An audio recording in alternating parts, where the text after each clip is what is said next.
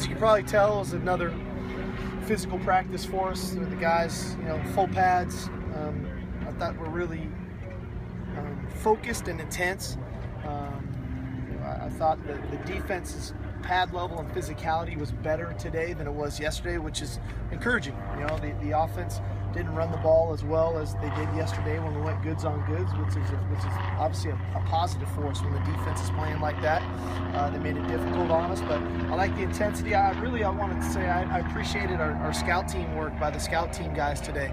I thought they gave really good looks. They made it hard on both sides, which is how it's supposed to be. When our practices are really good and we again develop the depth that we want, our scout team guys make it hard, and that's how you get good. And I thought that was a real positive today. Obviously, we saw Adoree do some offensive stuff today, which will be indicative of Saturday night. So all in all, I thought it was really good work, really good special teams work, and we got to clean some stuff up for Thursday and Friday before Saturday. Yes, speaking of Adoree, he looked like a little frustrated on offense. He dropped the ball and got shoved out of bounds. When we asked him about it afterward, he flat out denied it. Said, "I don't even remember that." What is it? What do you make of that?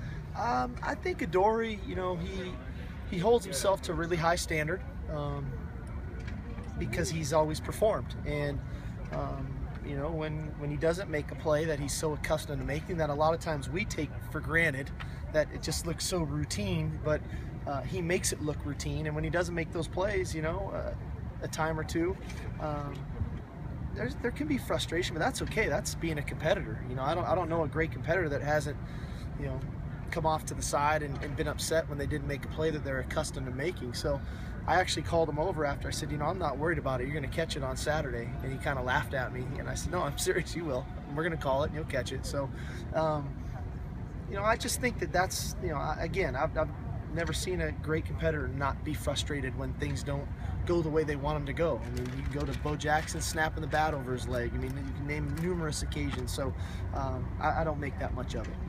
You talk about pad level and recruit. One of the guys we're seeing is Rasheem Green. Yeah. Tell us what. Yeah, Rasheem's cleared to play Saturday, which is positive. He's really performed well the last 2 days. I think that we see, for a big man, he's very explosive. He's got long arms, but he's explosive, and he's made really good progress coming off the injury. And we're excited to see him play. Again, he hasn't gotten as much work as the other guys, and so we'll have to see how he goes throughout the ball game, but he's looked really good the last 2 days. Do you plan to play him Saturday night? Yes, for sure. Another freshman who's gotten a chance to be another one is Chuma. What have you seen from him this fall? What I like about Chuma, when you see him, he's he's a little unassuming. He's obviously extremely athletic. He's got long arms.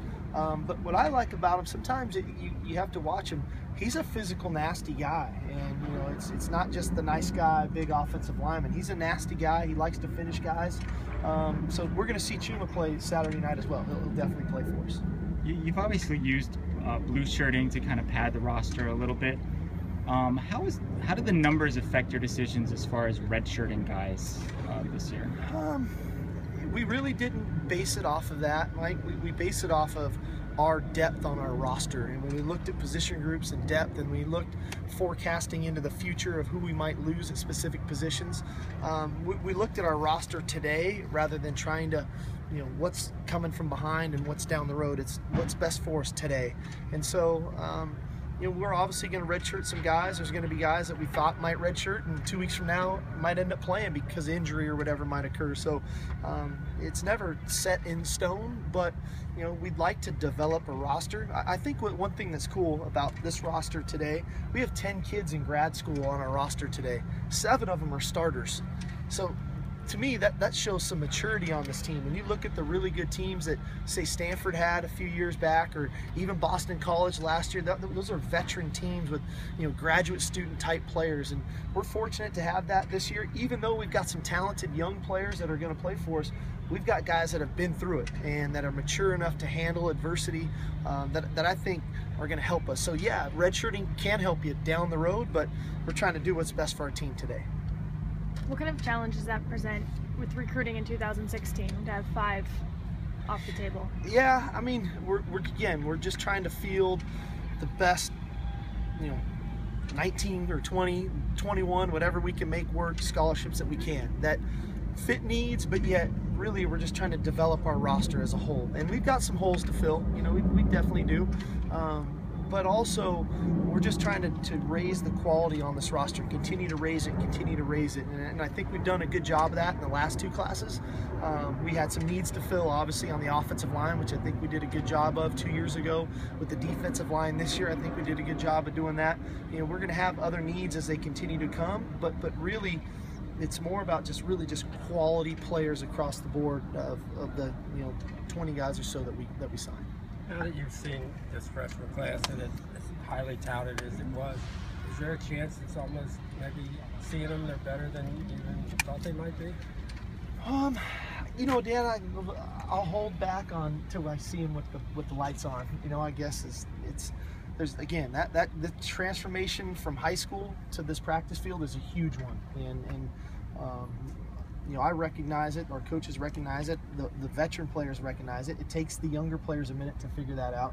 Then the transformation from Howard Jones Kennedy to the Coliseum is another big step, and I think that, you know, we'll find out a lot about these guys and the guys that are comfortable enough to go in there and play. But so far, I've been very impressed. I mean, the three backs have done nothing but impress us in the way they worked.